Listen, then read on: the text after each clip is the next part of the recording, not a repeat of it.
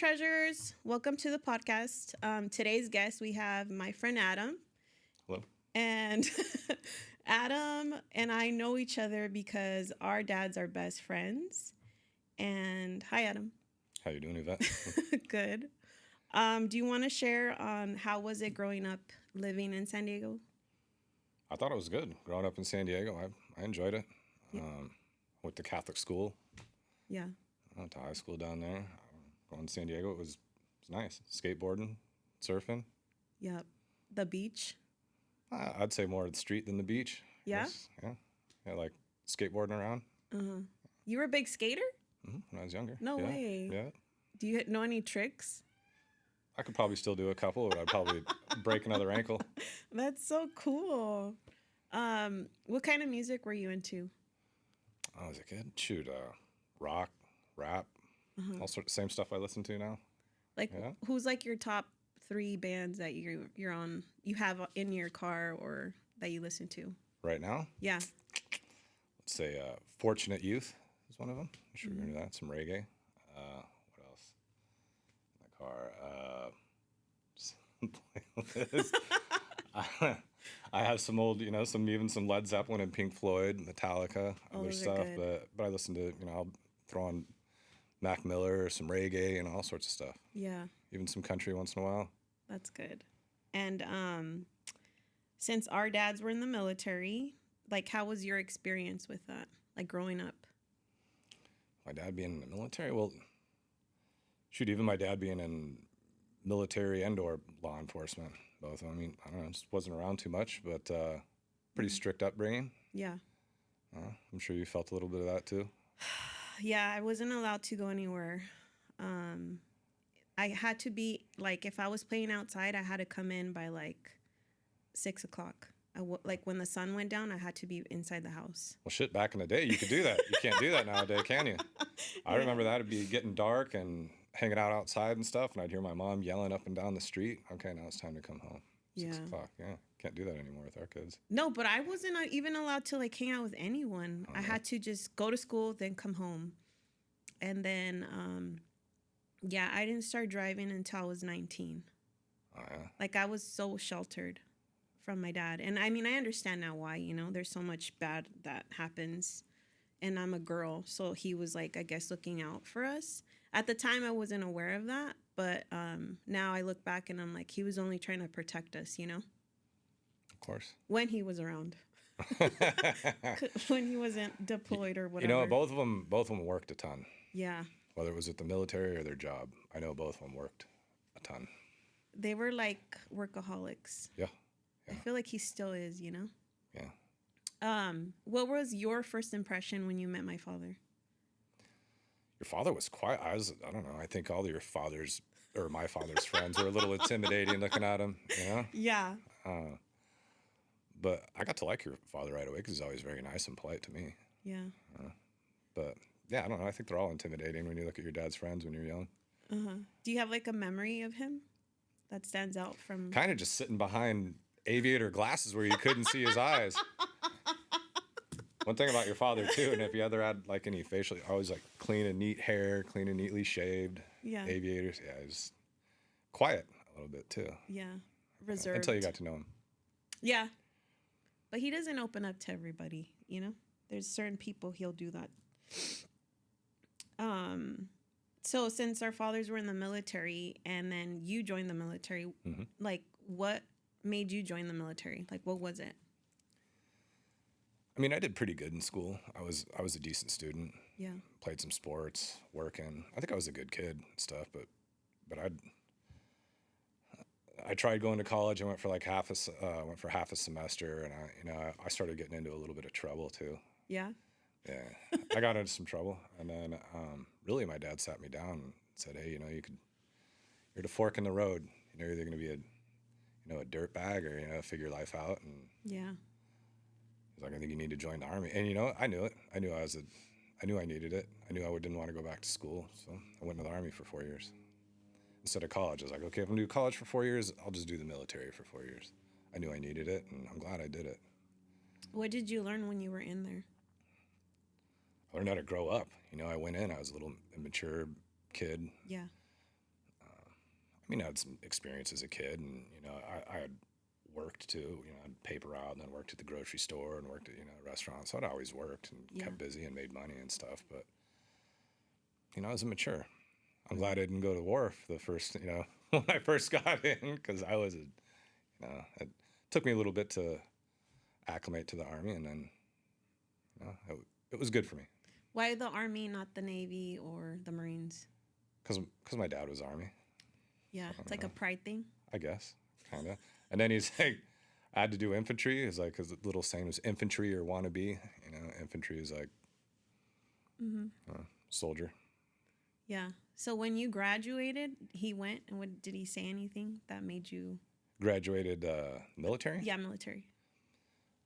No, when I graduated the military, you mean when I finished, or Yeah. out of basic training? Oh, Yeah. When I finished, I was in Texas, and I just I turned around and went back home and lived at home for a few months until I got hired again. But I had a plan. Even before I got out, I was putting in job applications and so on and so forth, and went back home for a little less than half a year. I got picked up, and got a job. So the plan worked. That's good. Yeah. And he was like happy for you? Absolutely. Yeah. Absolutely. I knew they were very happy when I went to the Army, and I knew they were very happy when I got hired and in a job after that. Yeah. Like I remember when I would see your dad, he would always be so like motivating for me, because he knew I was singing, because he's known me since I was little. And so he would just, I think there was a time where I showed him a tape that I did like a lip sync or something. And then he knew that I was in bands, and he'd just be like, yeah, you just keep it up. You're going to be big one day. Like he was so good, And my dad would be like, don't hype her up, My dad's, yeah. My dad's cool like that. He's a good person, good motivating. Yeah. My motivation was a little bit different motivating me, but yeah. Well, I mean, that's how it is when you're military, I'm pretty sure like my dad was motivating to you more than it was to me. Well, it was kind of cool when I got out of the Army. I went to, our fathers were in the same unit. And then I went and joined it for a little bit too.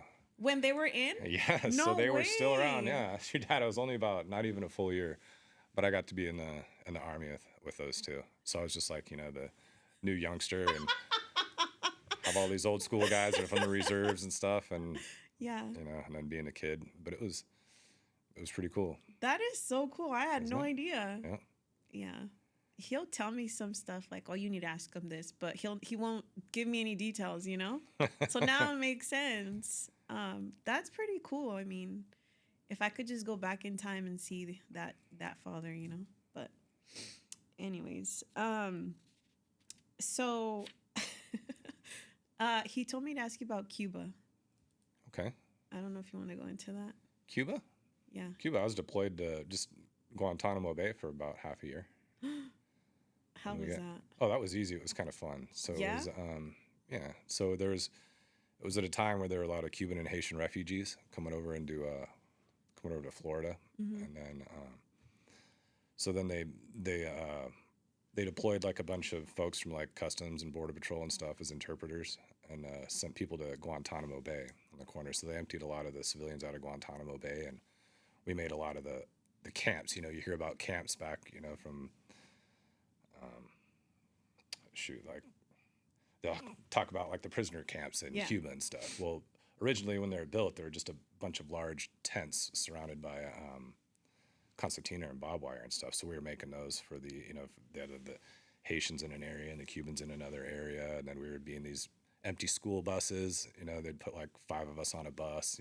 We'd be busting them around from different areas after they're getting picked up, whether they're bringing in for processing or bringing them over to the camp or bringing them to the doctor. So we're like, they used a infantry company to do transportation in school buses, with these refugees and stuff. So that was my experience in Cuba. And we got all, towards the end of it, we thought we were going to go into Haiti. So we got ready for it, started training to go to actually do some military operations in there, but that got canceled before we had to do it. So I just did 6 months and wrapped it up and came back. It wasn't too bad. It's kind of fun. Did you go out like to the towns and like see the culture and No, not at all. That? No, so Guantanamo Bay is just a little corner of Cuba. Okay. And it's blocked off. It actually has like a little DMZ, actually a larger DMZ around it. That's and totally separate from Cuba itself. Oh, okay. You know, it's like a little demilitarized zone around it. Yeah. That, you know, so we have a little base on Cuba. It's interesting. So people, I mean, it's full of mines, the little DMZ. Like if you were to try to get in or go out of it, Wow. That, like to, I don't know, they block it off from Cuba. So half of it's on the water and the other half has a little border with the DMZ. So you guys have a little base. Mm-hmm. That makes sense. Yeah. That's crazy. That's pretty cool. I mean, I've never met anybody that worked there. Well, now I do. Yeah. Well, and when I was there, that's when I started seeing, you know, Border Patrol agents and customs agents and stuff. So. And then you went into that? Yeah, it was just something that I was always interested in doing law enforcement. So it was one of the reasons I went to the military. You know, I was like, okay, well, if I don't want to do college, this will at least give me experience that I could use to try to get in law enforcement. And that was just another branch of law enforcement folks that were working there that I was like, okay, maybe that's something else I could do, you know, instead of my father being a policeman. Yeah. You know, and so it gave me a little eye of something else that I could possibly do. Yeah. And then do you want to go into that, like how it led you to be a Border Patrol officer? Sure. So that was it when you were in Cuba? That kind of gave you like an insight of, I want to do the whole Border Patrol? I talked to a couple agents who were there. You know, they were actually doing they were doing a lot of the interpreting. Mm-hmm. And yeah, I just thought it was interesting. To me, being from Southern California, I'm pretty close to the border, but I still had no clue what Border Patrol agents did. Yeah. You know, unless you're living right on the border, you don't see a lot of the stuff that they do. Yeah, so I was talking to him, and it sounded interesting. It sounded more like the stuff I did in the military, to where, you know, you're out in the brush or out in the woods, and you know, working at night with, you know, MBGs, you know, stuff that I thought was more interesting maybe than just, you know, than being in a city in a patrol car or something. You know? When you were like doing Border Patrol, did you have like any like weird encounters, like supernatural, or like any Supernatural? No. Or like anything that was just like, what the heck was that? Okay, so I guess, you know, with the paces I'm hired, I've been on for a few years, so now I want to, you know, I'm proud of myself, and shit, my father's proud of me, so I take him on a ride along. It was fun. It was cool. So we went out on a midnight shift, and right away, you know, we leave the station, and I'm listening to the radio, and I hear a couple sensors bang off, and okay, hey, I know where that's at. I know where we're at. Okay, hold on, I think I'm gonna get in some action here right away with pops and riding shotgun.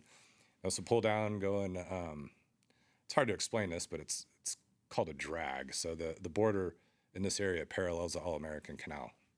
So right in front of the canal, there's an area maybe like 20-yard wide road. You know, and I'm not sure if you've ever seen it, but, you know, pull tires along it to blank the dirt out. Yeah. Yeah, so you can see footprints coming over, so it's easier to read.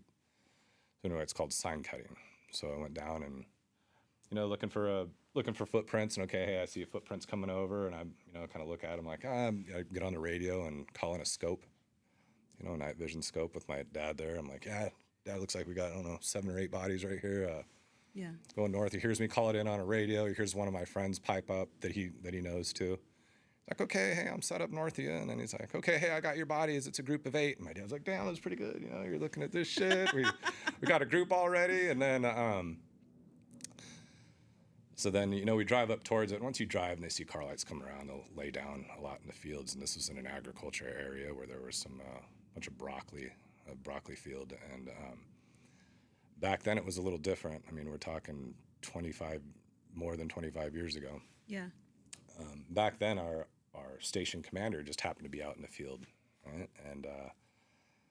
And he was an older guy, kind of like my dad at the time, and they started talking. They got along real well. So my dad got out of the car with the station boss pulling the bodies out of the field with him, and I was just watching it. My dad had a better time than I did.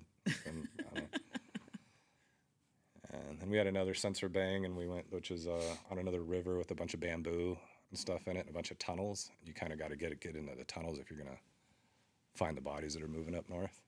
That's one thing my dad's like, I'm not going into the bamboo. I go, I get it, Dad. I got it. You know? I could see it's like your father probably wouldn't go into the bamboo either. No. You know, after being in Vietnam. You know what? When we were like, oh my God, I don't know, I was like 11. We took a trip to Mexico. And this is where I knew my dad was not a normal father. Okay. So I was 11. I think I was 11. I was little. Well, yeah, I'm the youngest. And so we're in Mexico. We had, I guess we drove from here to Mexico, from Santa Ana. We were going to Jalisco. I think that's the path. And my dad had like this 4Runner. And we were driving all night. And I guess there was like this stop that these guys had, like, they wanted to rob my father. Like a checkpoint? Yes. Okay. And I could just remember hearing my dad say, like, oh, hell no. This ain't gonna happen to us. And I remember him doing, like, some crazy maneuver. He went through, I don't know, like, these side roads, and they followed us. And that's the way he was driving. I knew my dad wasn't just a normal father. Then we escaped that, right? And he ended up going into this one, like a party in the middle of the field that they had. We didn't know these people, but we escaped and we went right into that party. And then those people were like, oh, yeah, they were trying to rob you. Oh, yeah, just come hang out with us. And then they showed up, but they didn't do anything to us. And that's when I knew my dad wasn't just a regular man. Got to listen to dad sometimes. All right? Oh, yeah. That was one experience. I was like, okay, this is not a regular dad. No, he took care of business. Yeah, he did. That's what your dad's supposed to do. I know there's times where I'm overbearing with my daughter about that stuff, and I gotta relax. Like if I could get spun up and get mad, angry, real fucking quick, and turn it on. And I hate doing it in front of my daughter, but I think every once in a while it's good for them to see, because they know, okay, I'm safe with dad, and dad could take care of shit, even though he scares the fuck out of me. What are some fun places that you have traveled to from, like, the military? Actually, Cuba was fun. It was actually kind of fun. Like, what was fun about it? Like, what was your highlights? I think a lot of the fun you have in the military is a lot of the camaraderie you have. So it wasn't necessarily the work that we were doing, but you go to places for 6 months or a year, and you're stuck with the same folks and stuff. You get real tight with some of the people. Yeah. Yeah. So it's just the relationships you build and stuff like that, and you find out who you can trust and who you can't trust. And I, just right now, I came back from seeing a friend from the military that I haven't seen in 30 years, and he was in Cuba with me. And how was that? Today it was fucking awesome. It was great. Aww. So literally, I'm thinking when the last time we saw each other, it had to have been like 1995. Wow. 1995, 1996, and we just hooked up right now. And it was like you never stopped talking, huh? No, well, he hit me up maybe about a year ago, and I got this text and said, hey, Adam, this is so-and-so. Is this still your number? If it's not, I apologize. And, I just got back to him. We started talking and hooked up. We have pretty similar paths. Went to school and then went to the military and then went in law enforcement, and we're both retired and got out. We both did it. Both hit the finish line. That's cool. Yeah, to me, it's a big, a big accomplishment. We were just talking about that, and there's not many people our age that could say that. I did this much time in the military, did this much time in law enforcement, and I'm retired, and I still work a little bit, but just part time. But it's nice to hit that finish line and be done. And do what you want now. That's good. Well, congratulations on that. Thank you. Because you deserve that. Let's see. So Cuba. I'm trying to think of some other places that in the military or outside of the military too. Yeah, anywhere. Okay, I'm not a big traveler, just actually because just being so busy with work over the years, I never really had a chance to really go out and travel much. But the couple places I have traveled, I will tell you, like Hawaii is one of my favorite places to go. It was always my, hearing my dad always talk about, Hawaii. Same thing. I think it's beautiful. Yeah. I'd like to check out some other places too, but where do you want to travel to? Like, what's your go-to, like, place if you had the chance to travel right now? You know what? I don't know. I'm so boring. So like. Yeah. Like that, I'd probably pick one of the islands in Hawaii. Where I haven't gone yet that I'd like to see. I'd like to see Mount Rushmore. You know, it probably sounds really boring for a bunch of other people, but stuff like that's interesting to me. Yeah, it is. You know, I know a lot of people might say, "Oh, I want to go to Europe. I want to go here." I think there's more places in the United States that I'd like to see. Yeah, I've been to. One thing I've been doing lately, my wife and I have been going and traveling and watching, you know, baseball games. I've been to quite a few different stadiums. I could start naming. I'd say probably been to at least 10 different stadiums across the United States. So probably keep doing that.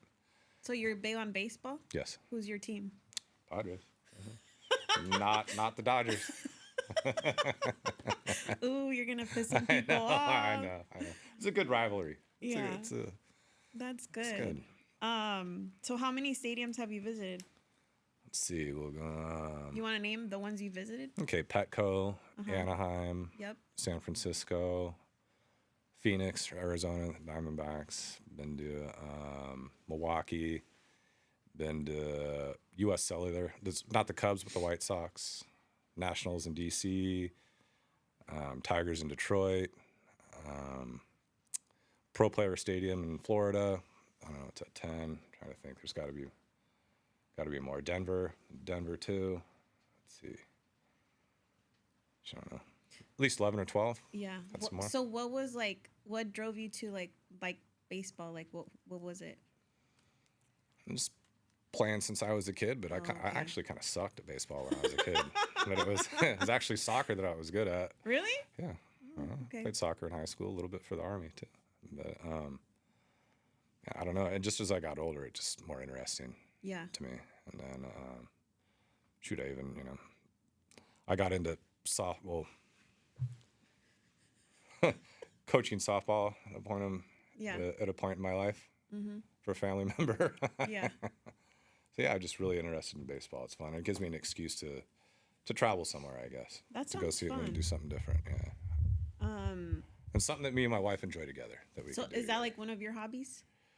Yeah, baseball. Just even watching baseball. Once the games start again, it'll be something that me and my wife will just start watching. We'll go to a handful of games, and even if we go out to eat, we try to go somewhere with the game on. You know, just something that we could.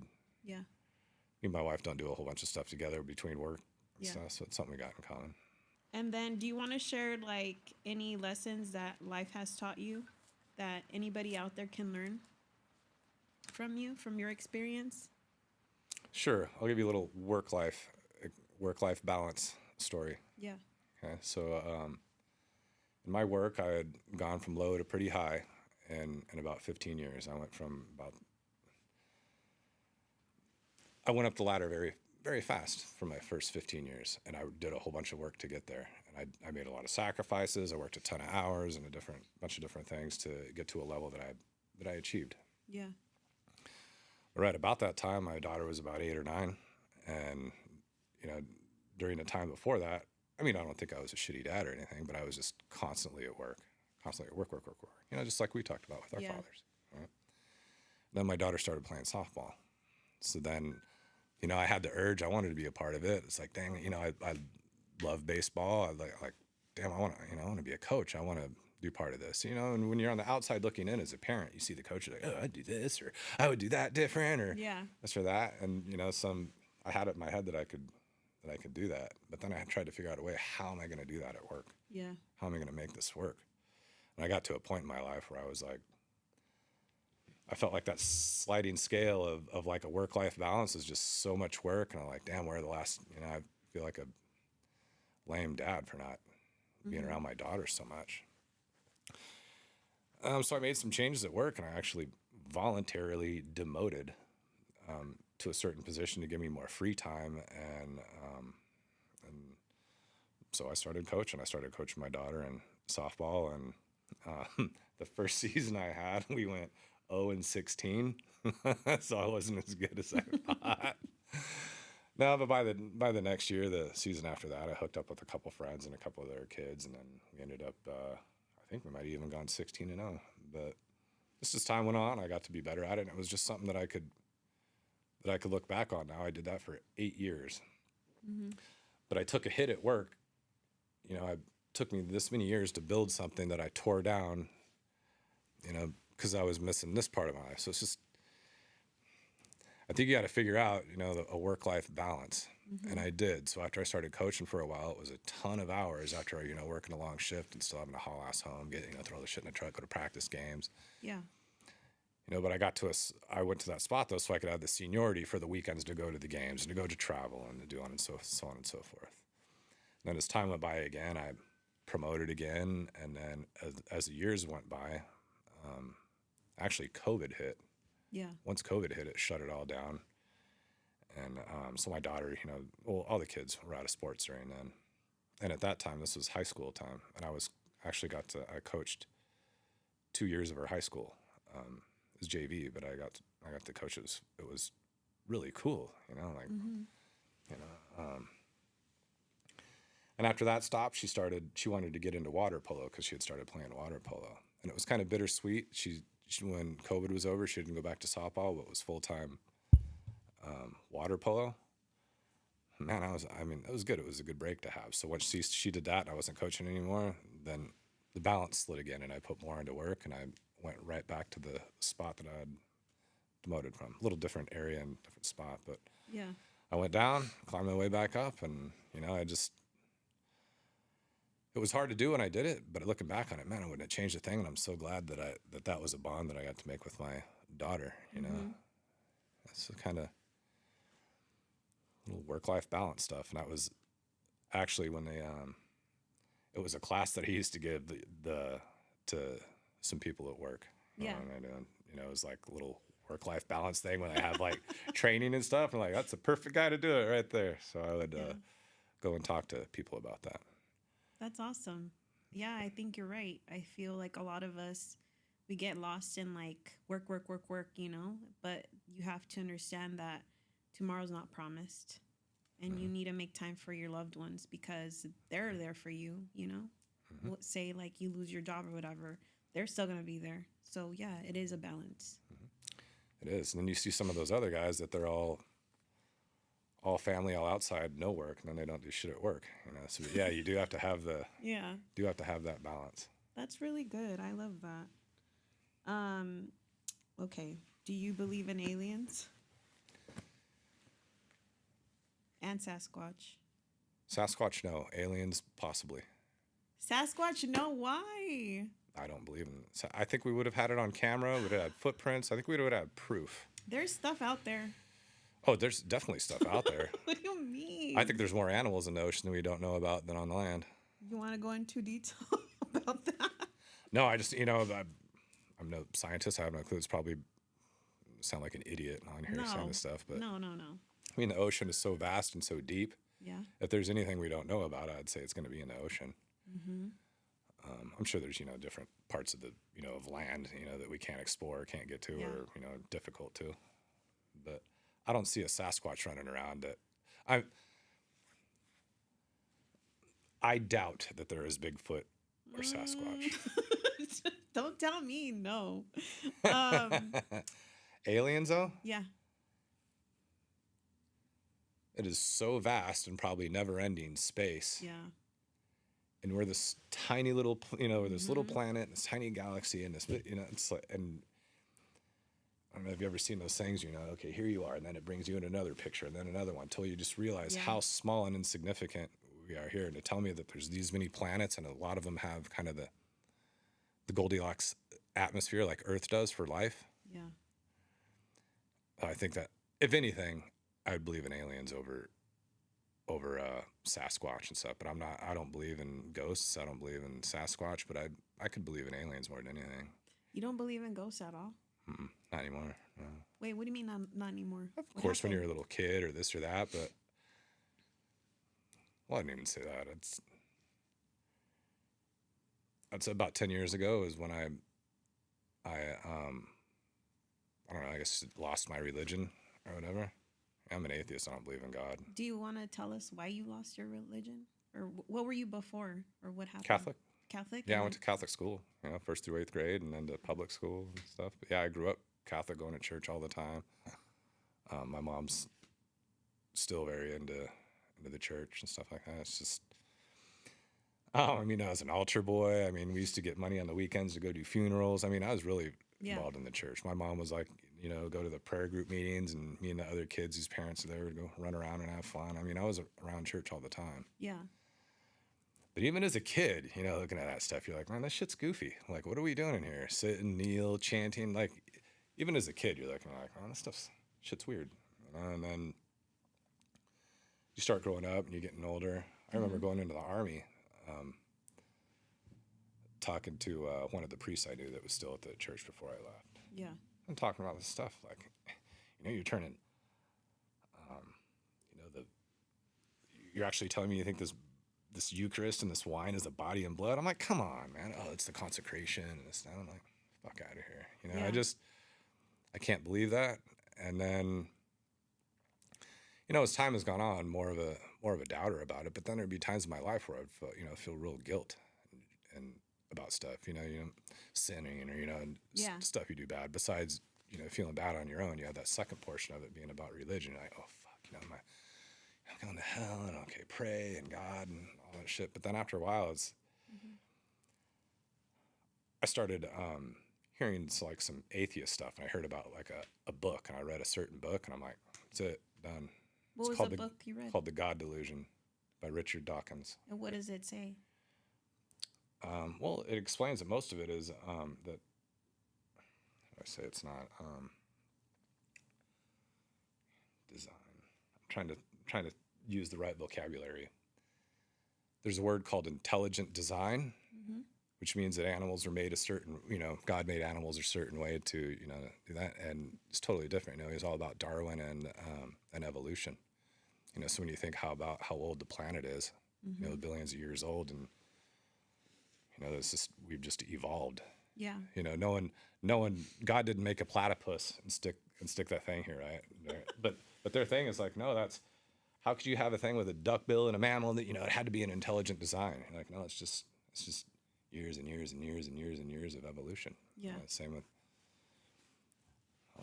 but he is the person that wrote it, Dawkins. He's one of called the Four Horsemen. There's the Four Horsemen of some prominent atheists that write some of the books, and he's one of them. And he's an evolutionary biologist. So he's not a theologian, but he's a scientist. Yeah, that's interesting. The book is awesome, and if it was a little hard to read, I page read it. Yeah. Half the words I was sitting out to. It took me a while to get through it. Right. But then I got it on audiobook too and started listening to it. I don't know about you, but I love audiobooks. I love them so much now that I hardly read and I feel bad, but it's great. Yeah, I like them a lot too. There's another guy named Sam Harris. He's another prominent atheist, writes about it. They're good people. They're not they're moral people. I think that's a big thing. Oh, you're not religious, so where do your morals come from? I think that's different. Yeah. I feel like everyone has the right to choose whatever they believe in. That's the way you live life is totally up to you. I just cannot picture some old wizard-looking guy in the sky looking down on me that knows everything that I'm thinking, knows everything that's going to happen to me, and knows everything that's going on in our brains. Like, come on, it's a little childish. And then people, whether you're a Muslim or a Christian or a Jew or whatever you are, everybody thinks theirs is the right way. Of course. Like, come on, get out of here. That's true, though. They're like, so how could you be atheist? And I said, okay, well, just think about all the other religions you think are bullshit: Mormon, Jewish, Christian, Muslim, whatever. Just add one more to it. Yeah. I don't believe in any of that shit. That's true. I mean, like you said, as long as you have good morals and your values and, then yeah, I agree with you. Everyone has the right to choose whatever they believe in. I think we're just like any other living thing on the planet. I think once we die, the lights go out. Unfortunately, that's, how could you think that way? I just think that way. I think man has a giant ego, so that they have to make this shit up to feel about this. Even look back, take steps back and think of people worshiping the sun, or the sacrifices in the pyramids and all this, shit and how goofy do we think that shit is? What do you think people are going to think in another 1,000 years looking at the stuff that these churches and mosques and... There's a lot of stuff. I just can't believe it. I think you're not the first or the last person that I talk to that thinks that way, because there's a lot of guys that I know, they feel the same way as you do. Because even my dad thinks like that. I think there's a lot of prominent people, You even know? in politics and stuff. But if people were to come out and say that they're atheist, I think that would, I don't know. Some people look at that in a bad light, which I don't think they should. No. Like, everyone has the right to choose what they believe in. I think if you got rid of religion, there'd be a whole lot less war going on in the world. You think so? That's a fact. I think so. Wait, did you ever go to war or no? No, I did not. That's good. No, so out of the 4 years, I was in infantry and did not go to war. I was very lucky. What did you hear? I don't feel lame. Lame's not the word, but you know, I ran into other people or people I worked with, or even people like our fathers and stuff. You know, they got to go to war. Even when I was in the military, there's nothing that I could do to, you know, I'll never know what these soldiers, what these men and women did during war. I didn't. At times, I wish I would have, not because I wanted, you know, so I could have that experience and just be one of these, you know, one of these veterans that have gone through that shit, you know, to be with it. But no, never went to war. I feel like so grateful that my dad shares his stories with me, and like, thank you for your service as well. And I feel like vets to me have like a special place in my heart because there's a lot of vets around me, and I have a lot of military around me, and so thank you for your service. And I love that. I love hearing their stories because it gives them like validation, you know, and they just want to be heard. And this podcast is dedicated to them too, you know. I think it's hard to think of anything more brave to put your life on the line for your country. It's, you know, being patriotic is just part of me growing up from my father. Mm-hmm. You know, I've always been very proud to be an American. You know, very proud to live in this country that we live in. And you got to have people that are willing to go and fight for the country. Mm-hmm. And I hate seeing how sometimes, you know, depending on, you know, what years or decades we're talking about, people shitting on the military or veterans and stuff like that. I fucking hate that, you know. I hate that too because, like, you go to another country and fight for this country, you know? And I feel that, I don't know, I just appreciate everyone that served. And I went to the VA, like, because my mom's buried there. Mm-hmm. And every time I go there and I see, like, a burial and they honor them, I just start crying. It makes, even when you just said that, the burial, it just makes my hair stand up. If no one's heard, like, a 21-gun salute or been to a military funeral and watch a flag folding, or whether, you know, they do the same thing in law enforcement funerals, too, fold a flag up and watch that person give the flag to one of the loved ones, whether it's a wife or a mother or a daughter or a family member. Man, that's some sad shit. And it hits. I don't know. Yeah. I recently did not recently, but in, was it December, I made a video on Instagram and I went to visit my mom, and it's on Instagram if you guys want to check it out. And I went to visit her and there was a burial and I got to see the gun shooting and the whole flag. And it was just so touching, and I got to see, they had put, like, I don't know what they're called. You know, during Christmas time, the wreaths. Okay. The wreaths, they were on all the tombstones. That's cool. That's cool. And it was just so, like, touching, and, you know, just makes you realize, like, your whole life can just end in a moment. So just be thankful and grateful and that we're alive and we get to be here, you know? But yeah. Yeah, when you go to the military cemeteries and you just see the rows and rows and rows and rows, think of all those soldiers that, you know, died for the country. And I don't know. Yeah. I think it's I think we should honor veterans even more than they do. I mean, Yep. I agree.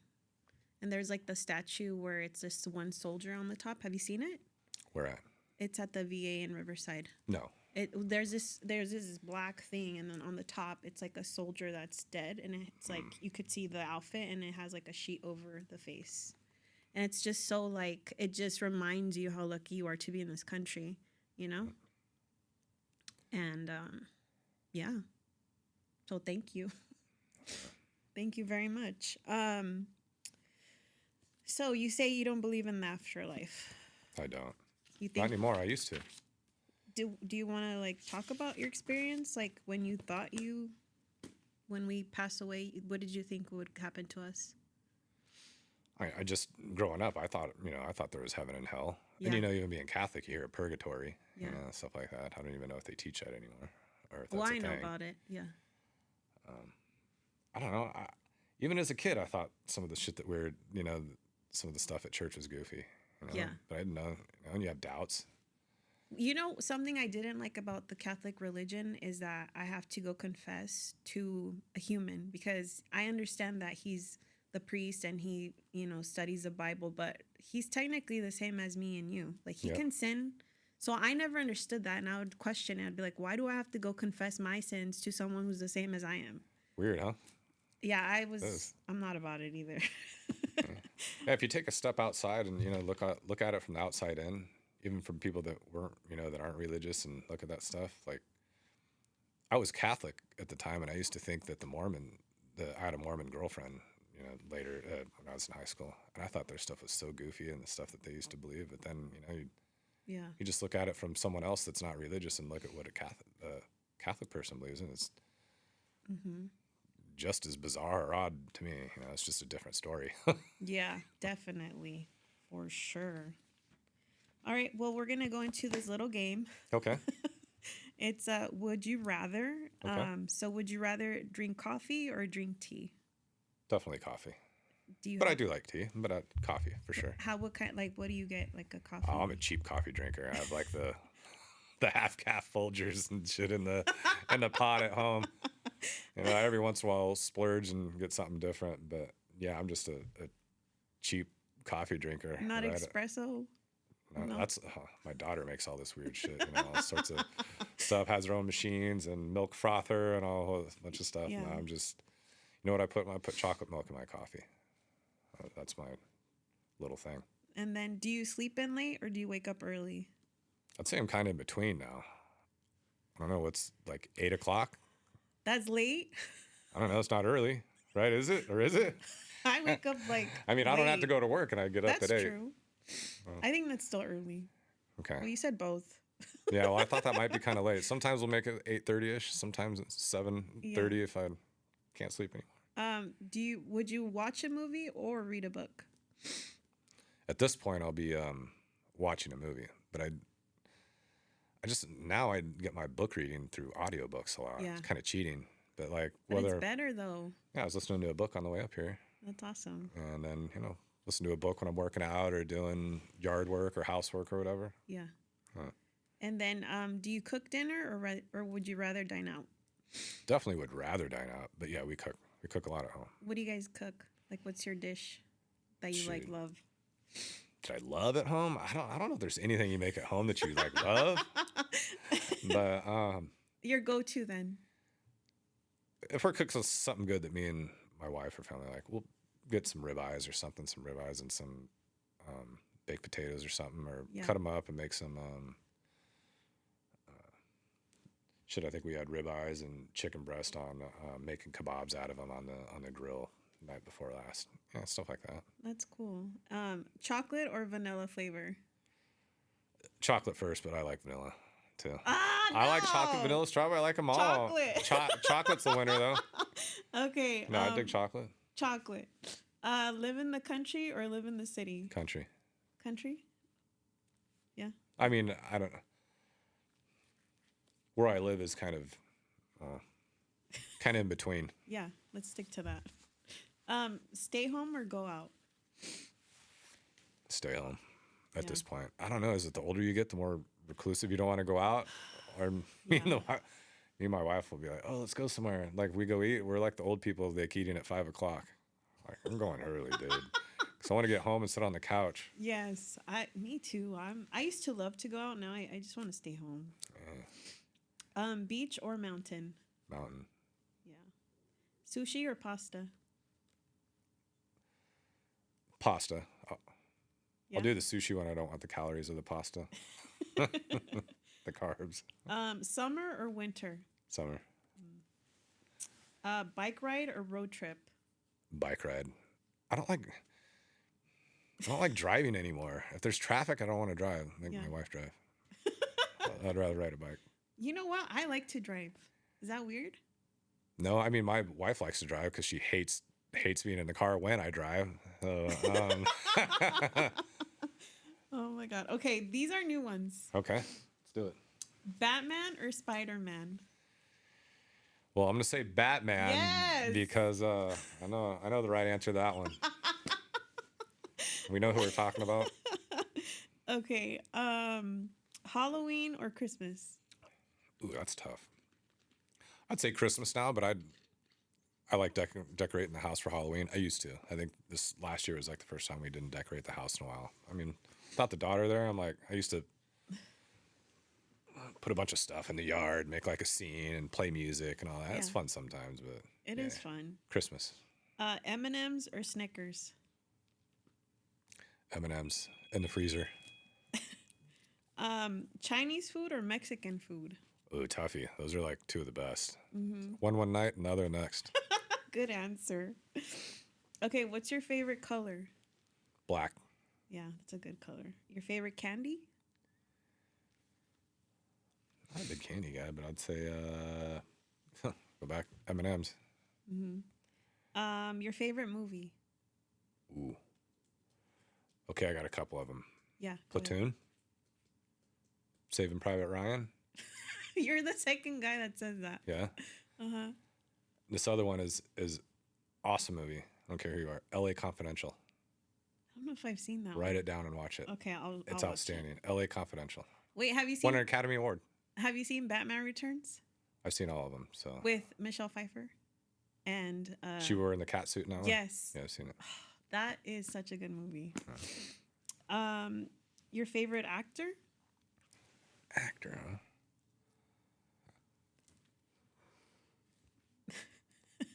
I'm just trying to think of somebody. I wouldn't call him my favorite actor, but most movie he makes is pretty good. I don't know, Leonardo DiCaprio. Yeah, he's pretty. Yeah, he's good. I just think of like He is. the people who make good movies. He is a good actor. Your favorite gum? Gum, To chew? juicy fruit. That's good. Your favorite song?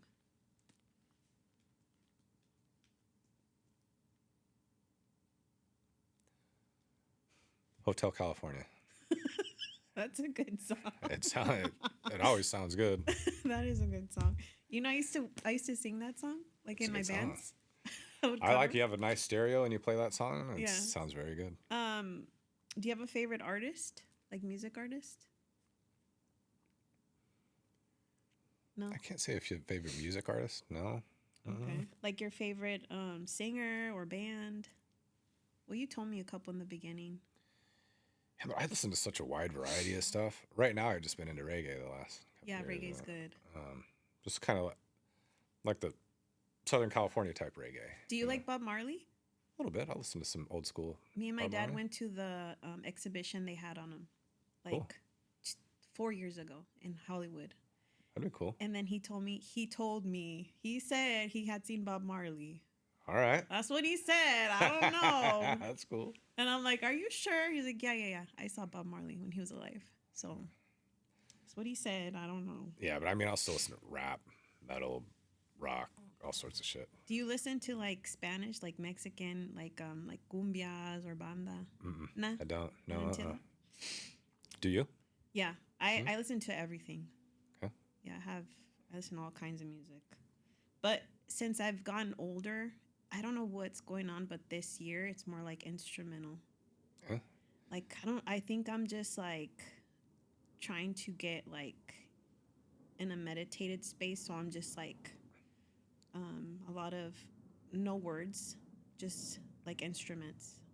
I don't know if it's because I'm getting older, so I want more peace. Talking classical or like electronic stuff, or It's like more like Afro beats, and then there's like so it's like electronic stuff, like some electronic, and then some guitar, some flute, some bongos, just like instruments.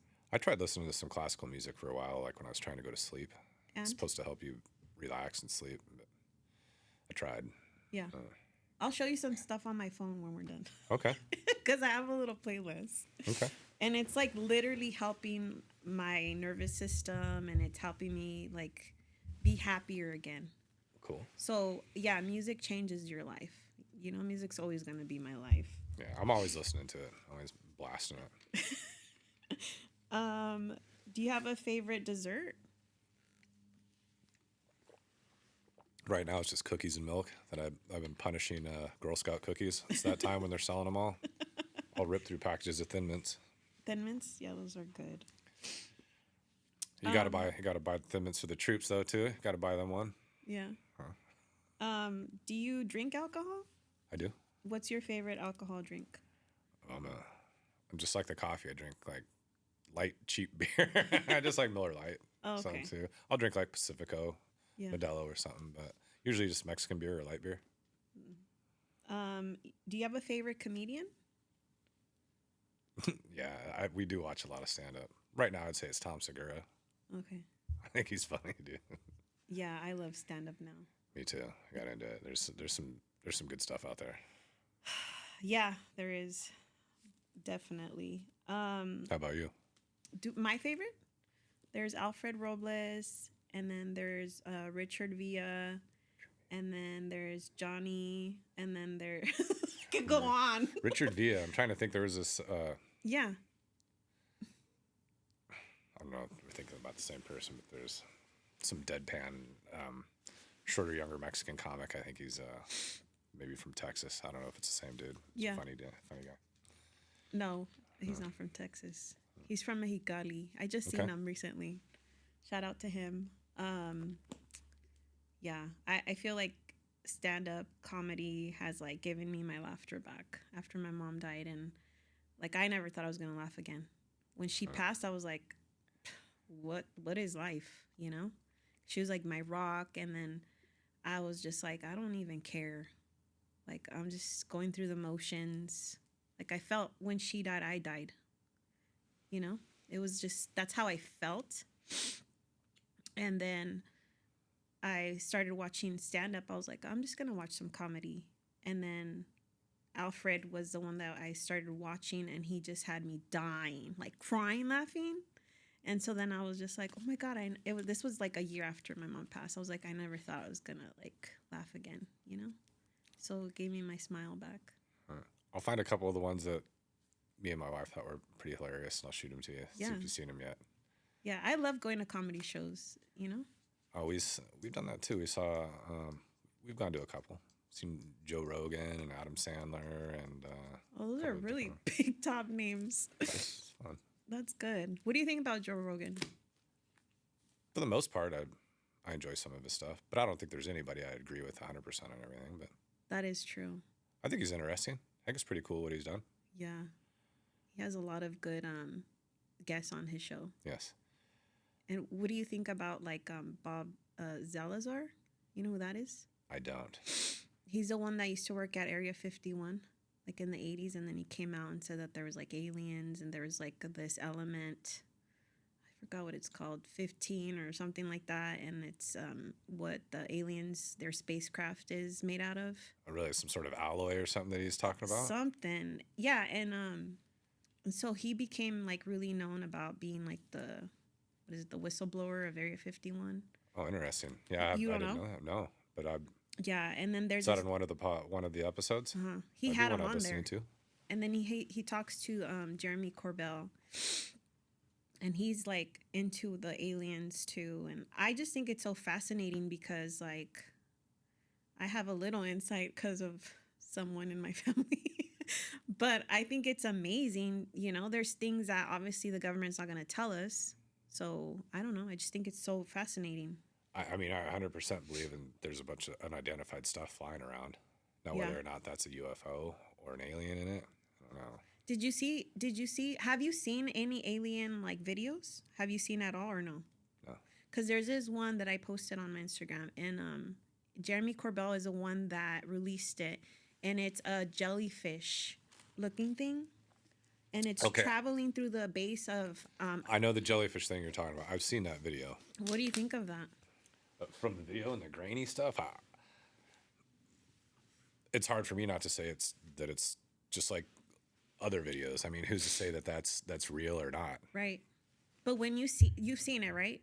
Yeah, it just looks like a shadow flying around. It almost looks like something was... Like there's a film playing and had like a different film over it. I don't know. It just kind of looks shady to me, but... Well, Who am I? The one that I was seeing, it's like, it looks like a jellyfish. It's like a body, and then there's like stuff hanging down, and it's flying through the base. And there's like a target on it, and they're trying to like locate it, and they can't put the target on. Oh, yeah, they can't put the reticle on it as it's moving. Yeah. Mm-hmm. Can you? Okay, maybe that's a shadow from something too. I mean, who knows? Like, well, they said the temperature readings. I don't know how to explain. I don't know either, but when I saw that, I was just like, so that's what they look like too. And then it goes straight through there, and it goes into the water, down. The water. I know. Uh-huh. And I'm just like, so that's where they're at, not above, but below. Maybe. I had heard something about, I don't know if it was maybe 6 months, maybe up to a year ago now, where there's a whole bunch of people are seeing a whole bunch of what they thought were drones over New Jersey. Mm-hmm. Oh, yeah. And they're coming from the water, so they're coming from the Atlantic. Yeah. But then eventually somebody came out and said, oh, no, that's just it was legitimate, I mean, who knows? They're going to always say that. Yeah, no matter what. I don't know. I would hedge to say that I'm sure there's some sort of bullshit cover up of some stuff they got on, but I don't know. Like, you've been in the water, obviously. Have you ever been like scared to go a certain like depth? Oh, hell yeah. Oh, yeah. I'm more afraid of the water now as an adult than I was when I was younger. Yeah, me too. There are times where there was a time in high school where we went camping at San Onofre. I'll remember this forever. It's a cool memory, but scary as hell. And San Onofre has a really, this big break, and you got to get way on the outside to, get out of the break, and you're way out there. It's hard to get out, you're getting pounded getting out there. Mm-hmm. We're sitting out there, and it's overcast, and we're in high school. We're juniors and maybe sophomore and juniors. I think I was still sophomore. And we're sitting on the surfboard, and there's 4 of us, and we're spread out probably, 30 yards, maybe even more, 30 to 50 yards, because there's no one else out in the water. It's just us 4, and we're out. We're way out. The waves are huge. And we start seeing the water getting black, and we're like, what in the... You could see, like, the water moving and starting to change, and we had whale come up in between us on the water. Oh my God. And then what did you do? We were shitting our pants, but it was awesome. It was something that we'll all never forget. How big was this? It was just coming up and just hitting its like a blowhole. And, it's coming up for air around us and swam just fucking right in front of us. Like an orca? No, not like an orca whale. I couldn't tell. It wasn't Shamu black and white. It was blue? It was just black, and the water was dark, and all I could see, like a portion of its body coming out with with his blowhole. And then what'd you do when it started coming up? Nothing. I mean, we're all like, oh shit, and then it goes, and it left, and it was something, that we had talked about still. Oh my, that is a cool experience. And then once it like went down, you're just like, we're back or what? It's gone. It's out. It's by, and here we are sitting in the middle of the ocean on the break out there. That is such a good experience. But I mean, it's very frightening. No, but it then is. once it's over, you're like, okay, that's pretty cool. But that's just one of those things where you're just like, now that you look back on it, you're probably like thankful that you got to experience something like that. I would never experience that because I can't even be in the water. Like I'm scared, and I almost drowned when I was little. So me in the water, no. Like I won't be in the ocean. There was a time with your father when I went to try to run out in the water to help get me, and I don't think your father could even swim. So we were at Coronado. No way. Yeah, we're Coronado, both our fathers, and me in the water. And there was some time I remember too. I'm on a little boogie board sponging out there, and there was some kids that were a lot younger than me, 2 of them, and they were freaking out because they couldn't touch, and they were in the rip and started going out. And I went up to him and gave him my boogie board, thinking that I could get back. So I gave him my boogie board, and I'm trying to swim back. Now I'm fucking struggling, and they finally saw me. And I remember your father running up into like his knees and trying to run out into the water like up to here. And there's my dad, past him, and then fucking getting in the water for me. But it's pretty cool. Wow. Your dad ran out in the water to come get me, and he can't even swim. He doesn't know how to swim. I don't know. He had told me that before, but what? We need a fact check. Yeah, check it. I But your need to dad, see if your dad remembers that one. Oh, I'm And pretty Coronado sure. running out in the water when I was almost drowning as a kid. Sometimes he'll tell me things I don't even know what he's talking about, and then sometimes he'll be like, I don't know what you're talking about. So I get both. You know what I mean? Yeah, I just remembered that. It was like, Wow, that's cool. that's crazy. Any other like ocean stories that you have that you remember? Hawaii. Yeah, anything cool happened there? Cool. Just snorkeling around there. We went on a trip to see like the manta rays too. So you're out in the middle, off the coast in a boat, and that was pretty freaky. So they come out, they put this big spotlight in the water when it's dark, and you could see little bits of animal life floating in it, and then the shit looked fake. So they have a big manta ray come up, and they open their mouth to get the little particles stuff out of the water, and you put the light on it, and it tracks them. Mm-hmm. Holy shit! The thing was massively giant. I was trying not to scream and yell, and it was. Watching it, you had half the people that were on it freaking out. I bet. And this thing comes up, and it's massive, and it almost feels like it's gonna touch my chest because you're sitting like holding on to these floats. Yeah. And it comes out, and it. Wow. That's pretty cool. Big manta ray. It's I don't know, probably at least half the size of this rug. Yeah. That is crazy. Do you believe in mermaids? No. You don't think they exist? Negative. Okay. I don't know. I just think it's just too goofy. You believe in a mermaid? Come on. I do. I feel like there's so many things out there that we don't know. I feel like if it wasn't for my dad's military background, I would have been like, yes, no. But since from the things I know, and it's just like the government won't tell us everything, it's like now I believe there's a lot of things that exist. That's just my personal view on it. You know what I mean? Yeah. That's how I feel. I used to talk about this stuff with my father a lot, about UFOs. Me and my dad my father thinks that they're real. He said he saw one when he was a kid at my grandma's house. In the sky, him and his brother. Yeah. Said they saw one, up in the sky with him. And I believe my dad. I don't think my dad's going to lie to me. No. That. So who knows what he saw, but whether or not it was a UFO. We kind of talk too. You think about it, like with the way technology is right now, maybe some of the UFOs we're looking at are us. When we learn how to time travel, us coming back and helping out. I don't know if you get into that or talking, but yeah, they talk about bending time and how time travel would be possible. It's not like a straight linear line, but you have like if you could fly fast enough or hit a black hole, and yeah. Well, there's Dre came on, and I asked him if he had any alien experiences, and he said when he went to Sedona, he shared his on the podcast, and he said to this girl that was on the retreat, he's like, don't expect for them to look like Grays because they're going to look like us. So when you say that, I believe that, There's what, like a possibly us in the future? Time traveling? Yeah, who knows? time traveling. If we could figure out how to go fast enough, yeah, then you could travel time. Yeah. That'd be very interesting. But would you rather, I don't know if I would want to go. I would want to go back in time, not so much forward, but more backwards, so I could see my mom. I think that would be the only thing. Then would it be like all the other movies and books where it could change all the other stuff it affects? Oh. So that's weird. How are they coming back and affect, I don't know. Yeah, you're right. Who knows? I was to go back, this would not even be here. So I shouldn't. You just erased it. Just deleted it. Can you imagine? Oh, no.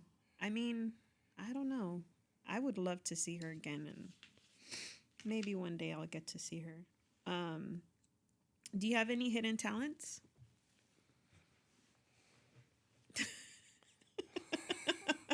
I could juggle. That's all I got. That's pretty good. I can't even do that. I was trying to think of something goofy. I don't know. Not really. I'm pretty boring. Do you like Star Wars? I do. Yeah? Who's your favorite character? I don't know. I guess probably Han Solo. Yeah. Did you go see it?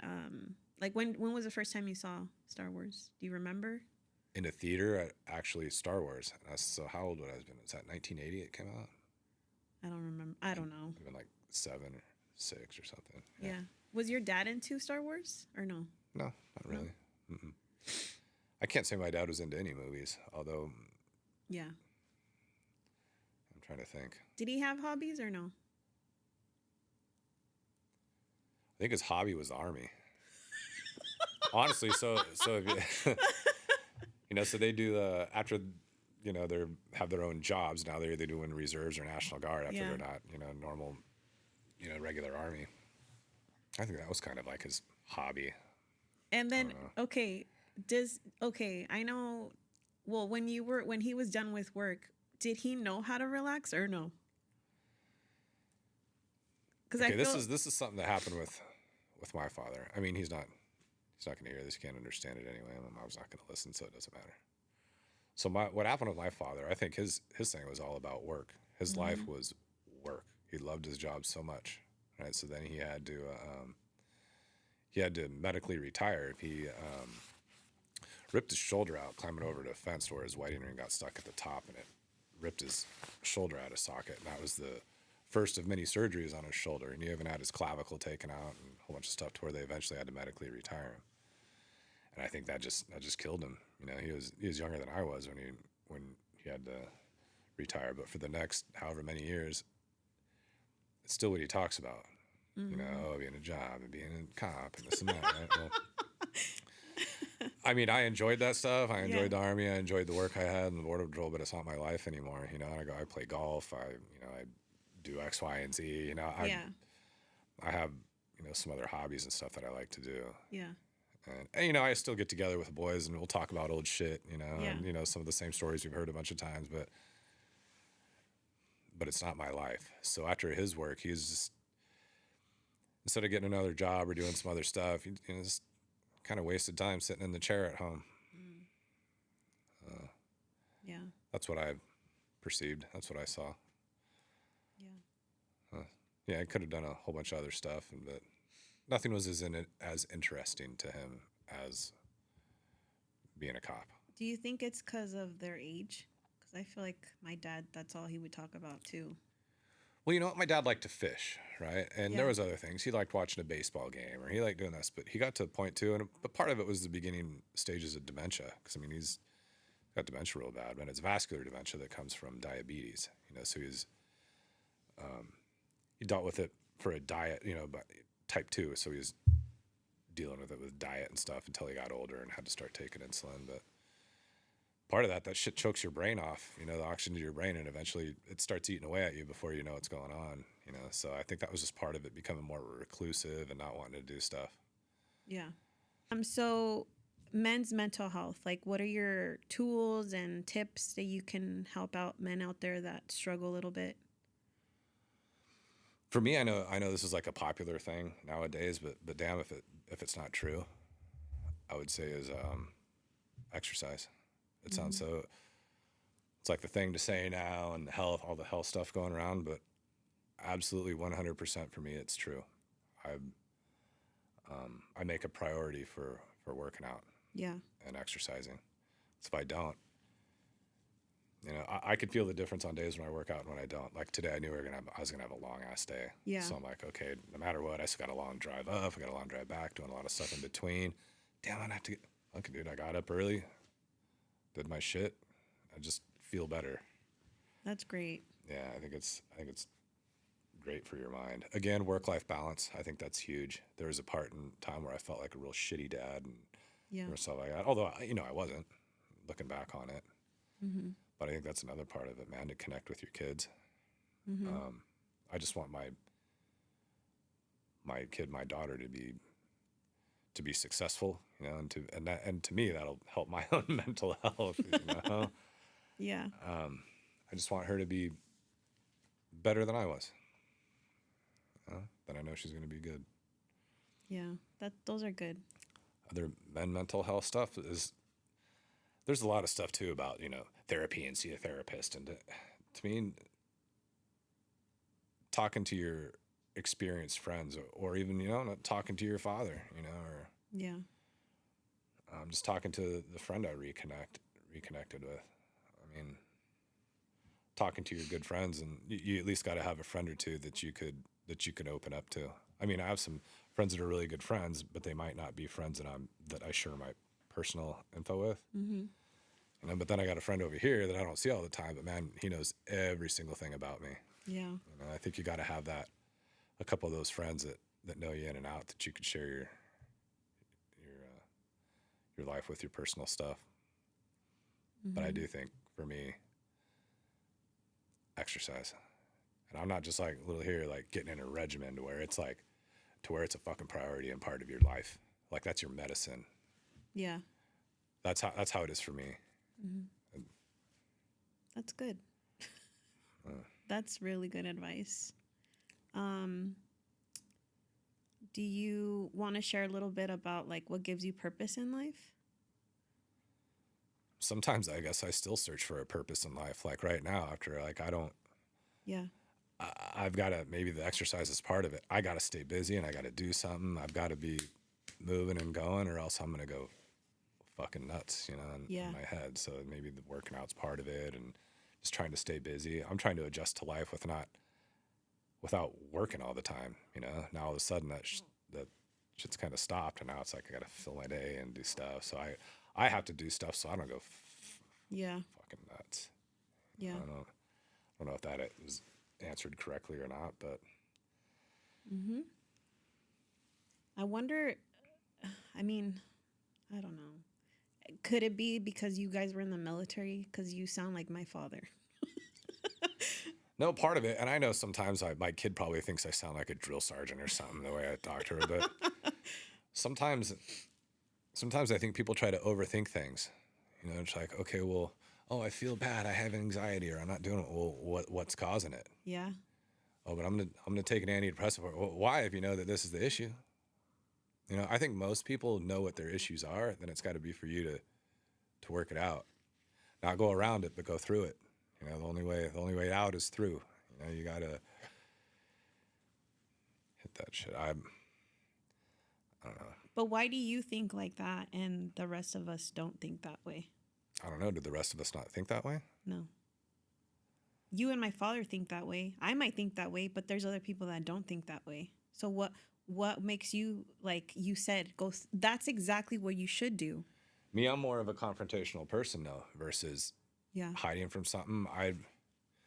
Even at work, not confrontational. We're like, oh, I want to be confrontational with everybody, but I just can't have a problem just sitting there because I'm trying to work it out and work it out a million ways. And if the only way to do it is some uncomfortable thing, or whether it's a confrontation with a person or you just got to fucking do it.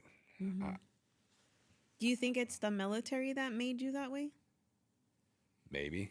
I think maybe so. It's my father. I think both. I think the military just helped me grow up because I was very immature at the time. Yeah. I think my father gave me my drive. You know, it's all about, like I talked to my daughter about the same thing, like a work ethic, you know, and I tell her too, a lot of it's looking life, half of life to me is a mind game too. And it's you against yourself. You know, you gotta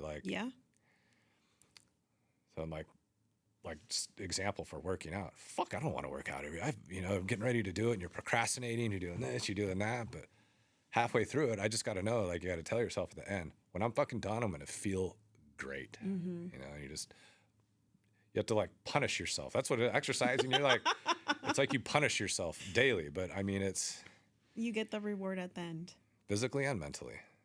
That's really good advice, because I feel that a lot of us, like you said, they want to take the pill, and it's just like, we do know what's bothering us. We do know how to fix it, but sometimes we hide from that. And there's another thing that people have, like, about exercise and working out. They think, oh my God, I guess I'm going to start. I need to do this or this to get ready. No, right. Right now, what's wrong? Right now. What's wrong with right now? And people think that, like, it takes so long to get in shit. It does. It's like putting money in the bank, just a little bit at a time, little bit at a time, little bit at a time, but you got to do it. Mm-hmm.